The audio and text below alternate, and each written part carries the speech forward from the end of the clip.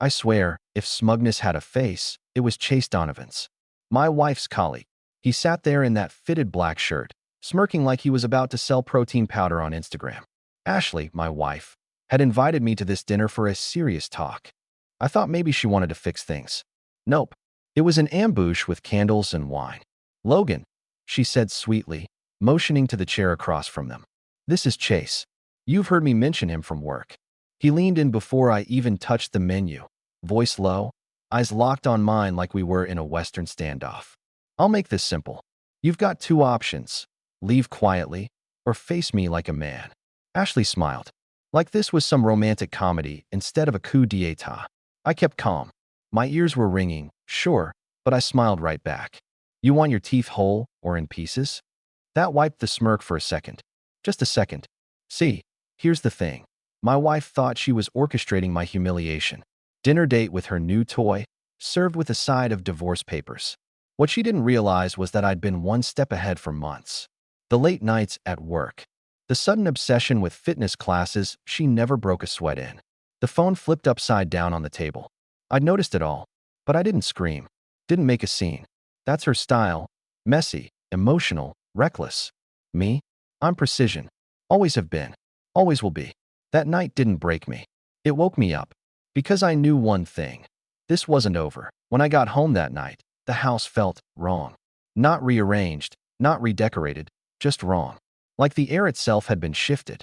Her perfume lingered in the hallway, but there was another scent woven in. Something musky. Male. Arrogant. I went straight to the bedroom. The bed was made perfectly. Tight corners, crisp lines, like a hotel. Ashley never made the bed like that. Ever. I sat on the edge, palms still raw from the fight with Chase, mind buzzing like a hornet's nest. Then my phone buzzed. A message from her. You didn't have to do that. You embarrassed yourself. Not, are you okay? Not, we need to talk. Just cold blame. That was the switch. I stood up and began searching. Not because I was suspicious anymore, I knew, but because I wanted the truth in my hands. Something physical. Closet. Nothing but clothes I'd bought her. Tags still dangling off a couple of things. Vanity. Makeup scattered like always, but tucked behind her perfume bottles was a second phone charger. A brand I'd never owned. Then her tablet. She never locked it. She thought I trusted her too much for that. She was wrong. The first photo I saw made my chest cave in. Ashley, barely dressed. Mirror selfie in a hotel room I didn't recognize. Date stamped last weekend. She'd told me she was at Lacey's baby shower in Sacramento. Swipe. There was Chase. Shirtless. Toothbrush in his mouth. My breathing went shallow. My eyes burned. There were videos. Messages. Voice notes. Him calling her my little secret. Her giggling like a teenager. She even told him once. He still thinks we're just going through a rough patch. Poor baby. Poor baby. That line cut deeper than his smug face ever could. Suddenly, everything added up. The late work meetings, the girls' nights, the sighs when I tried to touch her. She wasn't mine anymore. I wasn't even her husband in her eyes. I was just a placeholder. The next morning, she strolled into the kitchen like nothing had happened. Hair in a messy bun. Sipping her coffee, scrolling through her phone. Like the night before was just a scene in some show only she was starring in. I was already at the table. Waiting. She looked up, noticed me staring. What? I didn't answer. Just slid the tablet across the table, open on her messages with Chase. Her fingers froze mid-scroll. She stared at the screen, then slowly looked at me. Why were you snooping through my stuff? That's what she said. Not I'm sorry. Not even denial. Just deflection. You lied to me. You humiliated me. You dragged me into a restaurant so your boyfriend could play hero in front of you. She tilted her head, smirked. You're being dramatic. It's not like you've been much of a husband lately. I need passion, Logan. Excitement. And you? You're just you. I almost laughed. Just me. The man who paid every bill, fixed every broken pipe, planned every vacation, covered every one of her overdrafts. Just me. You know what? I said, calm as ever. That's fine. She blinked, confused. She expected yelling. Begging. Not that. Because the thing is, she thought she was in control. She thought she'd caught me off guard. But I'd been building my own quiet arsenal for months. Financial records, messages, shared account activity. Enough evidence to sink her little fairy tale faster than Chase could flex in a mirror. See, Ashley was reckless. But me? I don't play fast. I play precise. So I smiled, stood, and poured myself another cup of coffee. You'll get what you want, I said. Just not how you think. Her eyes narrowed. What does that mean? I kissed her on the forehead, the way I used to when we were happy, and whispered, It means I'm done being your placeholder. She laughed it off, called me ridiculous. But the way her hand trembled just slightly on her coffee mug told me the truth. She felt it. The ground beneath her feet had just shifted. You know how magicians always distract you with one hand while the real trick happens in the other? That's marriage with Ashley in a nutshell. She was busy waving her sparkly nonsense. Fake smiles, late nights, business trips, thinking she had me hypnotized. Meanwhile, I was already wiring the trap beneath her heels. The next week, I moved in silence. At home, I played my part. Husband. Predictable. Calm. She wanted a reaction, some meltdown to make me look pathetic. But I didn't give her one. Instead, I kept my voice even, my smile polite, my eyes just distant enough to unsettle her. Nothing unnerves a liar more than silence. At the office, I started laying bricks. First call was to my buddy Marcus, a lawyer I'd helped through a rough divorce years back. Marcus, I said, remember when you told me if I ever needed the nuclear option, you had the button? He laughed, then heard the steel in my tone. What's going on, Logan? I gave him the short version. The ambush dinner. The tablet. The hotel selfies. He whistled low. All right, send me everything. Screenshots, receipts, bank statements. We'll build this airtight. You want to play clean or messy? Both, I told him. Clean on paper. Messy in her head. See, that's the key. Courts take evidence. But people? People take doubt. And doubt eats them alive from the inside. By Wednesday, I had a manila folder on his desk an inch thick. Ashley's little digital love letters, hotel receipts, even a couple of Venmo transactions she thought were clever, $200 for yoga mats sent straight to Chase. The idiot even added an eggplant emoji once. Subtle. Meanwhile, I played the dutiful husband at home. Saturday morning, I made pancakes. She walked into the kitchen, hair down, humming. She kissed my cheek like she used to, all casual, as if things were normal. You're in a good mood, she said. Of course, I replied. Why wouldn't I be? Her eyes narrowed a little. She was fishing. She wanted to see cracks. She didn't see any. Later, I caught her in the living room, scrolling through her phone with this little crease in her forehead. Not guilt. No, Ashley doesn't do guilt. It was suspicion. She knew something was coming. She just didn't know when. And that's when I smiled to myself. Because suspense is a better punishment than rage. The second piece of my plan wasn't legal. It was financial. Ashley loved three things: attention, validation, and money. In that order. Cut off the money, and the rest crumbles quick. We had a joint account, sure, but I'd always been smart with my own. Call it instinct. I had a personal savings account in another bank under my business's name, untouched by her manic shopping sprees. Over the years, I funneled bonuses, side jobs, even cash gifts into it. Enough to cushion a fall or stage an exit. On Monday, I transferred the bulk of our household account into that private reserve. Left just enough in the joint account to keep up appearances. The mortgage would clear. Groceries would swipe. But Ashley's beloved emergency Sephora runs. Those were about to bounce like a bad check. Sure enough, 2 days later, I heard her shriek from the kitchen. Logan, my card just declined. I walked in, coffee in hand, calm as ever. That's strange. Maybe the bank flagged something. Try the joint card. She glared at me like I'd just unplugged her life support. Why would they flag me? I shrugged. No idea. Must be a glitch. Inside, I almost laughed. Watching her storm around on the phone with the bank, demanding explanations, was better than any stand-up comedy I'd ever seen. She didn't realize I'd already spoken to the manager and locked down her little slush fund under fraud suspicion. Paperwork is a beautiful weapon when you know how to swing it. The third move was social. Ashley lived for appearances. Instagram queen. Facebook diva. She needed likes the way normal people need oxygen. And the best way to strangle her wasn't by blocking. It was by feeding her audience the truth. I started small. A casual photo of me at the gym. Caption, working on myself. Feels good to put energy where it belongs. Then another, me at dinner with coworkers. Surround yourself with people who value loyalty. The comments poured in. Old friends. Family. Even her own sister, liking and dropping little hearts. Ashley saw it. I made sure of it. And the silence from her end grew louder. At night, she scrolled through her feed like she was searching for oxygen. Meanwhile, I sat across the room with a book, not even glancing her way. It was surgical. She was unraveling. By the end of the month, Marcus had the divorce papers drafted. Ironclad, devastating, impossible for her to contest without hanging herself in court. Adultery documented. Finances traced. Custody. If we'd had kids, it would have been a massacre. Lucky for me, it was just her and her hollow Instagram empire. The beauty of it? She didn't see it coming. Not the paperwork. Not the financial chokehold. Not the subtle PR campaign I was running right under her nose. She thought I was sulking, nursing my pride, waiting for her to throw me a crumb. But every day I played calm husband. Every smile I gave her at dinner, every goodnight kiss on the forehead. It was all just stacking weight on the trapdoor she was standing on. And the best part? She had no clue the lever was already in my hand. That Friday night, she came home late. Again, hair a little too neat, lipstick smudged just enough to tell me she hadn't been at networking drinks. She plopped her purse on the counter, grabbed a glass of wine, and looked at me like she was testing something.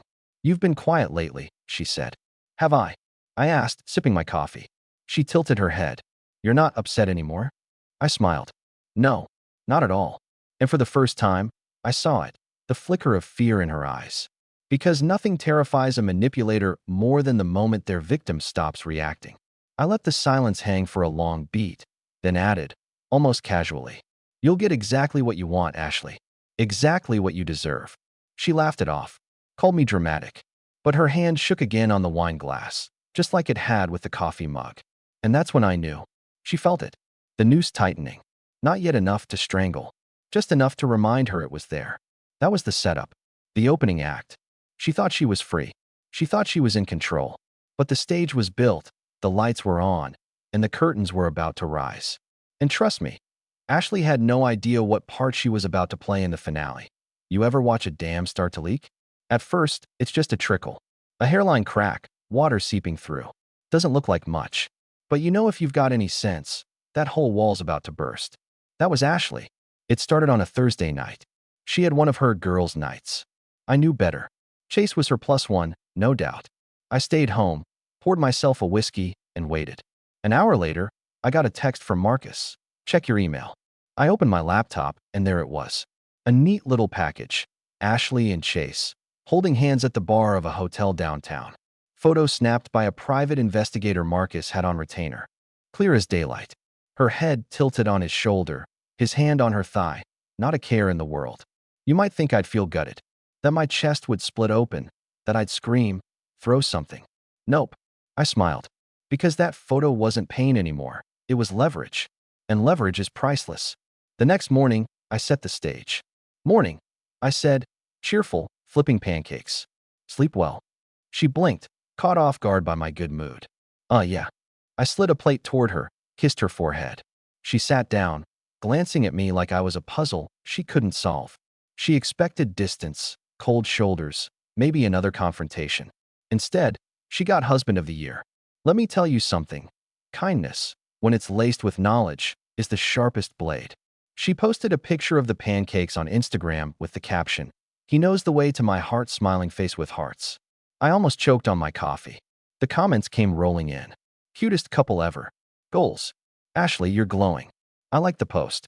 Commented, "Glad you're happy." She froze when she read it. Because I wasn't saying she looked happy. I was glad she thought she was. Subtle difference. Enough to itch at her brain. The second crack came at her precious yoga studio. She strutted in one Saturday morning in her overpriced leggings, ready for her usual show. But word travels fast in small towns. One of the women there, a realtor with a sharper tongue than mine, leaned over to Ashley mid-class and whispered, "So, how's Chase?" Ashley nearly toppled out of tree pose.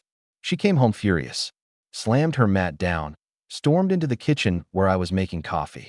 "Did you say something?" I looked up, all innocence. "About what?" "You know what. People are asking questions." "Oh." I sipped. "Well, you've been visible lately. Hard to keep things private when you're always on display." Her eyes narrowed. "You're enjoying this, aren't you?" "Me?" I smiled. "Ashley, I'm just living my life." By Monday, She was unraveling. Her Instagram posts slowed. The selfies got fewer. The captions lost their sparkle. She scrolled through her feed like someone gasping for oxygen, wondering why the likes weren't rolling in like they used to. Meanwhile, I was playing chess online, not the board game, the social one. Posting photos at work dinners, at the gym, even grabbing coffee with a female colleague. Nothing inappropriate. Just enough to send a ripple. Enough to make people whisper, "Looks like Logan's moving on. He looks great." Ashley saw the comments. She always saw the comments. She started snapping at me for little things. "Why are you smiling at your phone? Who's texting you? Since when do you go to the gym 3 times a week?" I never accused her of anything. I never raised my voice. I just answered calmly, "Oh, just focusing on myself." She hated it, because she wanted me broken, begging, desperate to keep her.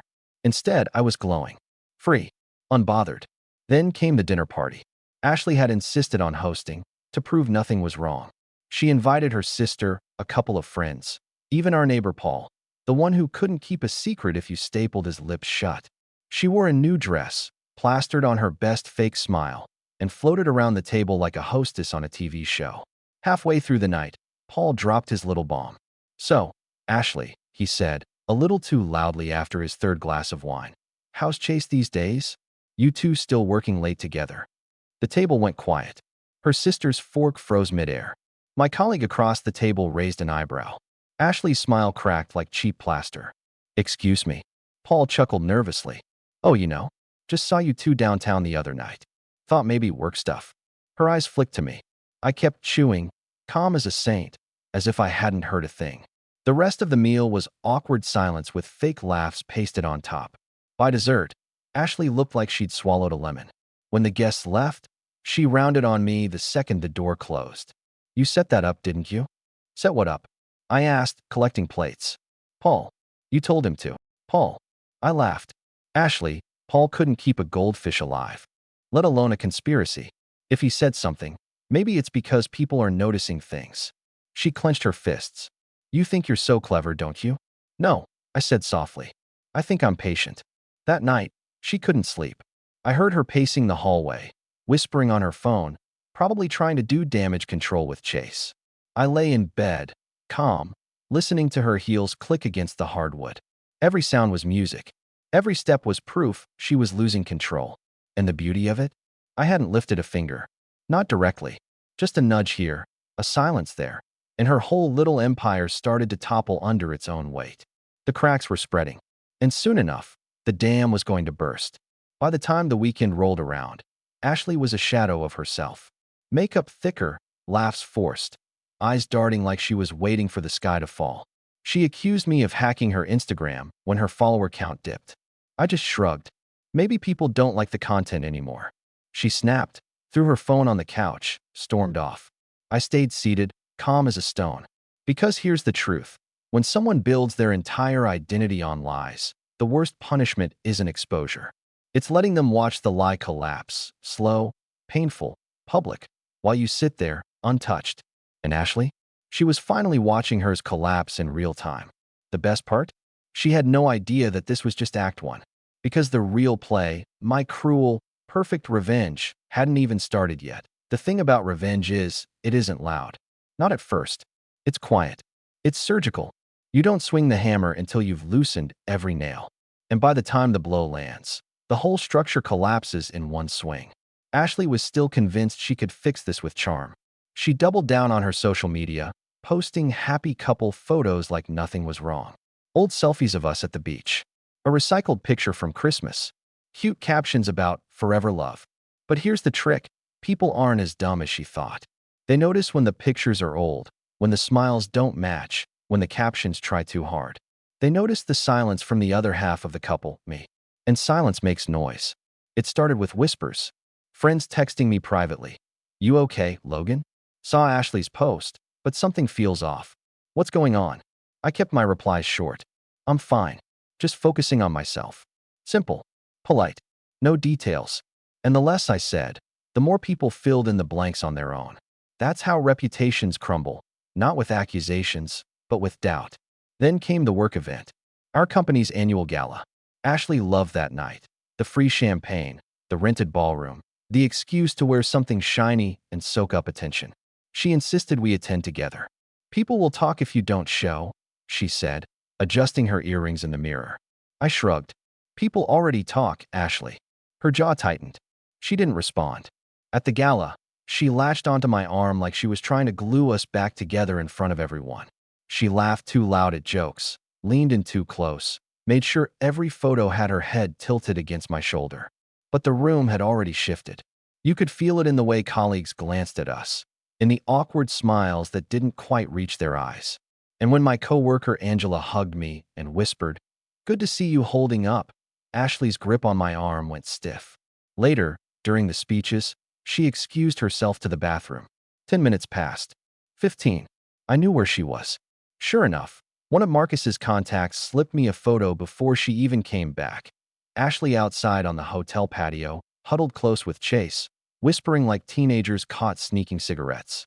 When she finally returned, cheeks flushed, I smiled and handed her a glass of champagne. "Good talk?" I asked. Her eyes darted. "What do you mean? Bathroom breaks don't usually leave lipstick on a man's collar." She froze, then glanced down at her glass, pretending not to hear. "And me?" I clinked her flute anyway, smiling for the cameras. Because nothing says control like drinking champagne with a knife already pressed against their throat. By the next week, the whispers had become conversations. Friends started pulling away from her, gravitating toward me. Invitations she normally got, brunches, yoga retreats, birthday dinners, mysteriously never made it to her phone. "Everyone's acting weird," she snapped one night, tossing her phone on the couch. "Do you know something I don't?" I sipped my coffee, looked at her over the rim, and said calmly, "Maybe they're tired of pretending." She hated that, because deep down, she knew it was true. Then I played my next card, the accidental leak.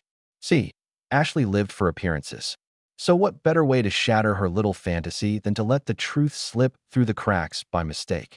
I printed one of the PI photos, her and Chase outside that hotel, arms around each other.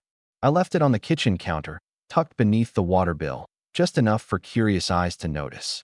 Then I invited her sister and brother-in-law over for dinner. Halfway through the evening, while Ashley was busy serving dessert, her sister spotted the photo.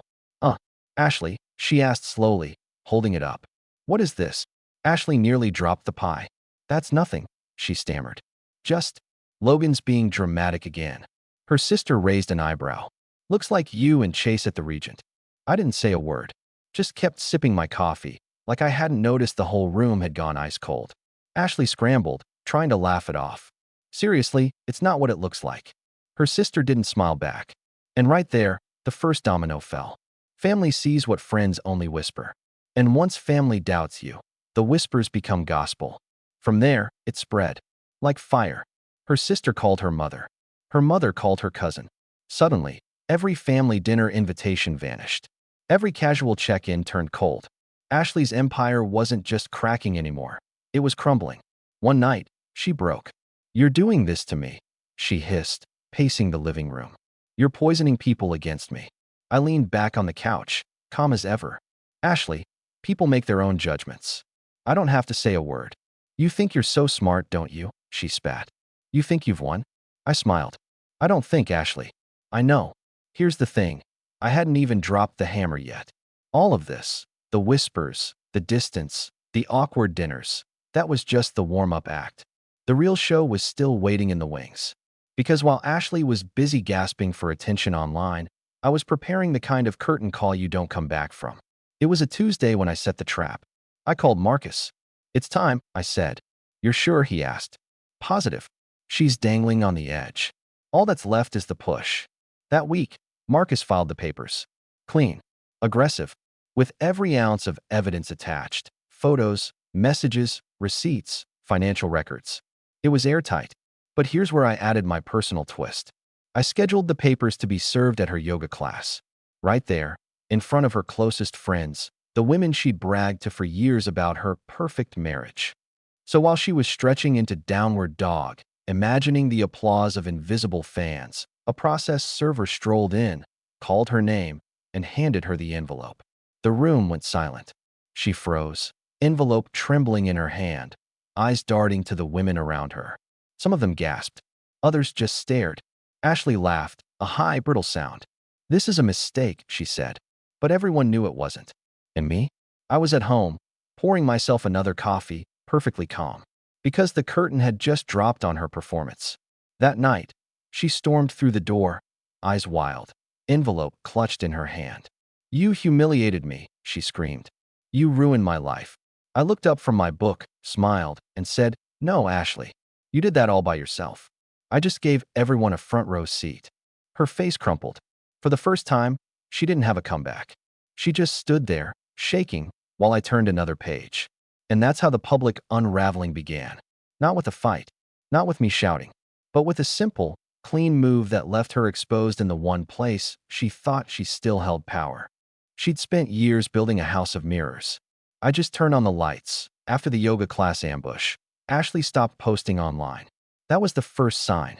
She used to live for likes and comments, but now? Silence. People texted me privately. Is she okay? I replied politely. She's figuring some things out. But behind closed doors, she was spiraling. She started drinking more wine at night, scrolling endlessly through old photos of us, muttering about how people are cruel, and I don't deserve this. I didn't argue. I didn't comfort her. I just let her drown in the silence she'd created. Meanwhile, Marcus and I were tightening the screws. Every account combed through, every dollar traced. Ashley had been careless. Fun little weekend getaways billed to the joint credit card, Venmo transfers to Chase disguised as groceries. Even a hotel loyalty account she forgot was linked to her email. Every breadcrumb was there. We just followed the trail. And then I pulled the quietest move of all. I canceled her health insurance. It had always been through my employer. By the time she realized, her card declined at a pharmacy. She came storming home, waving the receipt like a flag. You cut me off. I looked at her, calm as ever. No, I just stopped paying for someone who doesn't live here anymore. She froze, because she couldn't argue with that. Not logically. And logic was the one thing I never surrendered. Revenge isn't about rage. It's about theater. And the grand finale was coming. Ashley tried one last time to control the narrative. She invited friends over for drinks, hoping to spin the story. I was bitter, controlling, insecure. She dressed up, plastered on the smile, poured wine like it was communion. What she didn't know was that every single person there had already seen the file. Marcus had helped me accidentally leak it, not publicly, but selectively. Family, close friends, colleagues. Enough to make the truth unavoidable. So as she laughed and tried to charm them, the room stayed cold. Smiles were tight. Eyes didn't meet hers. No one asked about Chase. No one asked about us. They all just knew. Halfway through the night, her sister set her glass down and said quietly, Ashley, stop pretending. It's over. Ashley's face cracked. For once, she had no audience left to applaud. She excused herself, fled to the bathroom. I heard muffled sobs through the door. I didn't follow. I just poured myself another drink and chatted with her sister about the weather. Because nothing screams control like indifference, the divorce hearing came fast. Marcus had made sure of it. Ashley showed up in her best dress, makeup caked on, eyes red from lack of sleep. Chase didn't even bother to come with her. That told me everything I needed to know about how solid that great love story was. My evidence folder was thick. Hers was empty. She tried to argue, said I was cold, distant, unloving. The judge barely looked at her. Photos, receipts, messages. Facts don't care about feelings. By the time the gavel came down, Ashley walked out with nothing but a car payment she couldn't afford and an apartment lease under her name alone. No savings. No accounts. No audience. As we left the courthouse, she stopped me on the steps. Her voice cracked. Why are you doing this to me? You could have just let me go. I looked her dead in the eye and said, Ashley, I didn't take anything from you. I just handed you the bill for everything you already did. And then I walked away. Here's the twist.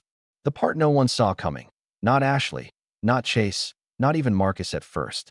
Months before the divorce, I'd quietly bought the mortgage note on the condo Ashley planned to move into. She bragged about it once, not realizing she was bragging to the man who now technically owned it. So when she signed her lease, when she moved her furniture in, when she finally thought she had a fresh start, I let her settle. Let her get comfortable. Let her believe she'd survived. Then one morning, an envelope slid under her door. A formal notice. Effective immediately, the building was under new ownership. Her rent was due to me. I'll never forget the text she sent me that night. "You're a monster." I replied with one line, "No, Ashley. I'm the man you underestimated." And that was it. She wasn't my wife anymore. She wasn't even my enemy. She was just another tenant, cutting checks to the man she once called boring, predictable, just you. Turns out, just me was exactly enough to end her.